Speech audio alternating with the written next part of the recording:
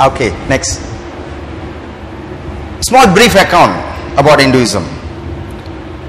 The scriptures in Hinduism at the moment is about more than 10,000 years before. It's a rich of blend of piety, tradition, culture and philosophical form of religion system. It has remarkable universal concepts, scientific and also applicable in any era of time. Next. This interesting. Contrary to the popular belief, majority of the people of other religion believe that Hinduism believe in many gods or they believe in idols. But contrary to the popular belief, actually Hinduism also believe in one God. Therefore it is also a monotheistic religion. Only difference is it is a different two dimension of understanding God. Next please. The word for God, actually there is no word or no name for God, no form, no name, no character. We cannot define anything beyond our imagination. That is, in Hinduism they call it as a Brahman. The word Brahman itself is, we cannot say that's the only name or that's the name, but just to refer, we need a word to say that is beyond our imagination, so we call it as a Brahman. Two dimensions of it. One is without attribute, a concept of God where we cannot imagine or cannot conceive by our human being, is beyond our imagination. That is called Nirguna Brahman.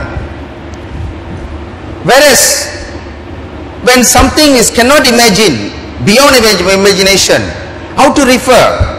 So that's where the second dimension is called Satguna Brahman, which is with certain attributes, and each and attributes will be represented by a symbol. That's why it comes, Hinduism is basically a religion of symbolism. Why symbolism? Because symbolism is universal. For example, if we want to say that we want to salute to our country, we respect our country, we are patriotic to our country, that cannot be defined. It is a feeling that how much we love our country, but we have to put it a symbol by a flag. So the flag become representing the country or representing that we respect the country. So similarly, next, believe in one God, but there are many attributes, and these attributes, each of these attributes represented by a symbol. Therefore Hinduism become a religion of symbolism. Next, these are some of the symbols you would have seen elsewhere.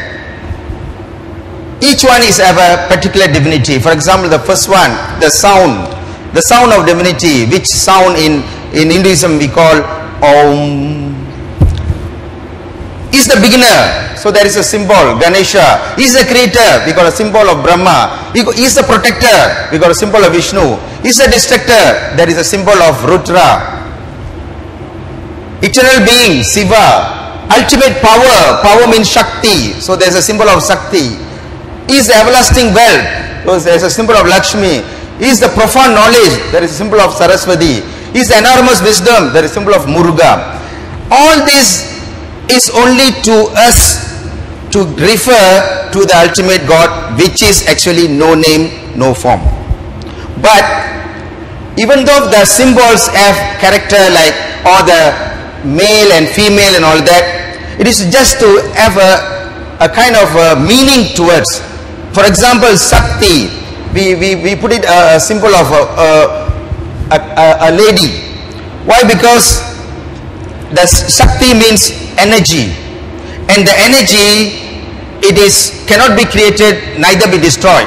So it can take only one form to another form. So similarly, all these symbolisms comes in Hinduism. Next, but one God, many souls, and the souls cannot realize God because certain bonds, and that bonds are known as the ignorant bond or the anava bond, the karma, which is the cause and effect bond, and the last one, the maya, which is the world and the universal bond. Next, I like to symbolize again how to understand the concept. The soul actually bounded by these bonds, the ignorant bond, the law of karma bond, and also the maya bond. What is most important? Only God is without this bond, but every soul is already stuck with these bonds. So what is the ultimate aim here? Next slide. That is, get rid of these bonds and let the soul reach the God. That's the concept. Next please. So ultimate aim of life in Hinduism is the liberation of the Atma, that means soul, from the engulfing bonds, and finally ultimate unison with the one God. Next, the ignorant, the anava, that's the most important bond which make us don't realize God. Next, it is the root cause of all our ignorance, the ignorance that never allow us to realize God, the ignorance never allow us to right path or the right ways to live in this world, and the root cause that never allow us to reach God also. So we have to get rid of this bond first. Next is the concept of maya. That's another bond from which is become the raw material for the creation of the world and universe, and we are part of it. The body is part of it. We means, when I say I, in English